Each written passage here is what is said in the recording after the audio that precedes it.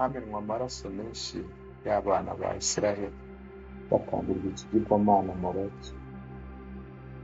Hajugwa imirambo myinshi y'ibivumu byo muri Isiraheli, hagereranywa n'urupfu rw'iteka cyangwa umuriro wa Gehinomu. Nkurikira kugira ngo turebe Gehinomu ari hehe.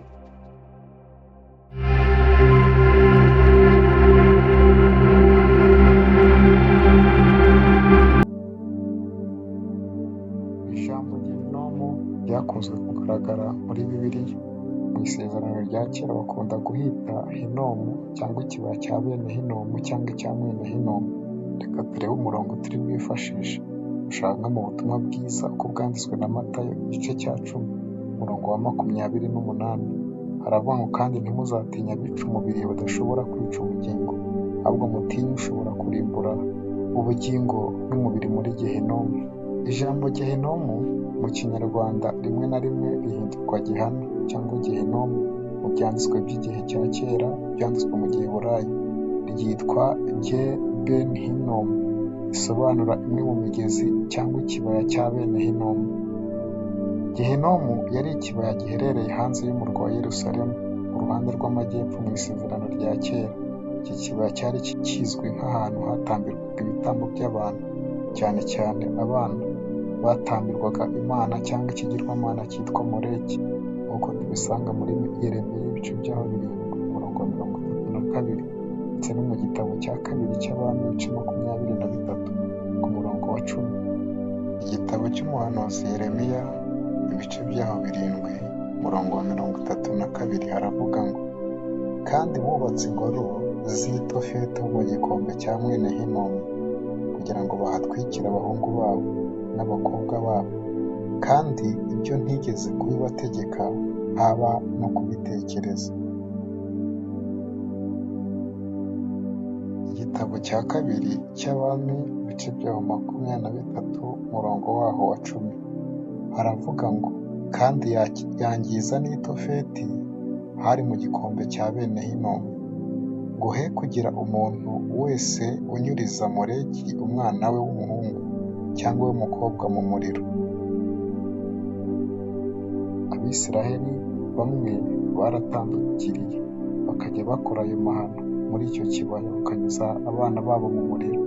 Uwo twavuga ni nk'umwami Manase. Imana yakunze no kubihaniza cyane, cyatumye barakarira mu bintu yavuze kongera agasubiramo, nk'uko tubona mu Balewi ibice byaho 20 umurongo wa 2 haravuga ngo ngera ubwira Abisiraheli ati nihagira umuntu wo mu Bisiraheli cyangwa wo mu banyamahanga babasuhukiyemo uha Moleki wo mu rubyaro rwe ntagabure kwicwa, abo mu gihugu bamwicisha amabuye. Moleki yari ikigirwamana cy'Abanyakanani n'Abamoni.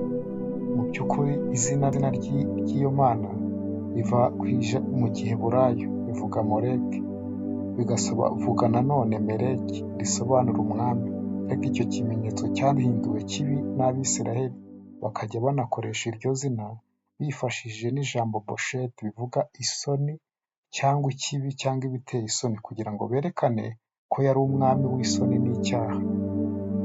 Cyatumye rero bifatwa nk'igisebo nuko Imana mbere na mbere yari yarabujije Abisiraheli gusenga izindi mana.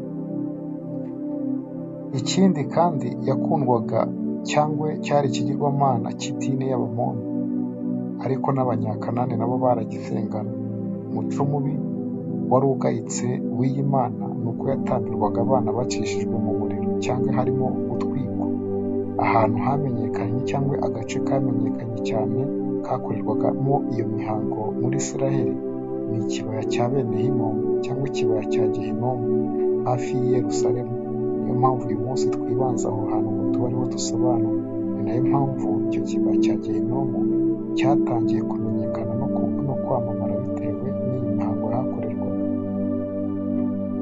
Mu gihe cya Nehemiya na nyuma yaho, hanze ya Yerusalemu hari irembo ryitwa irembo ry'imyanda cyangwa irembo rinyuzwamo imyanda. Iri rembo ryari riri mu majyepfo y'umurwa rikaganisha mu kibaya cya Hinomu. Imyanda, ibisigazwa by'amatungo n'ibindi bitajyanye n'isuku byajyaga bijyanwa hanze y'umurwa binyujijwe muri iri rembo bikajugunywa mu kibaya cya Hinomu. icyo kibaya gihinduka ikimenyetso cy'ahantu h'umuriro udashira mu nyigisho z'umwuka, kuko hahoraga haka umuriro kugira ngo utwike iyo myanda. Ibyo bikorwa byo gucisha abana mu muriro batambira Moleki byarahagaze, ariko icyo kibaya cyakomeje gufatwa n'Abisirayeli nk'ahantu hari izingiro ry'umuvumo. Kubera ayo mahano, abahanuzi batandukanye bagendaga babuza Abisirayeli gukora iyo mihango, bavuga ko nibabikomeza bazahinduka ahantu h'umuvumo ndetse no kwicirwa, nk'uko Yeremiya yabivuze muri 19 ku murongo wa 6 n'uwa 7.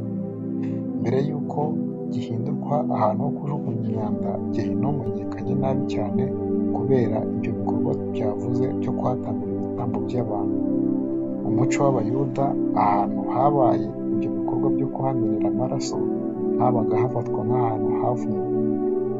Abanditsi bo mu gihe cya Yesu n'abanditse Talmud bavuga ko Gehinomu hari ahantu hakoreshwaga nk'ikirundo cy'imyanda n'imirambo y'abantu batari bubone guhambwa mu cyubahiro, nk'abicanyi, abanyamahanga, abanyabyaha bakomeye, cyangwa abarwanyi b'abagome bameneshejwe.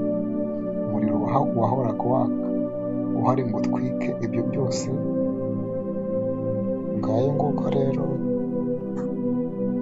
ahantu hagereranywa n'igikombe cy'umuvumo, urupfu rw'iteka, nta handi twavugaga ni mu gikombe cya mwene Hinomu, cyangwa Gehinomu, cyangwa igikombe cya bene Hinomu. Imana ibahereze umugisha kubwo kudukurikira umunsi ku munsi.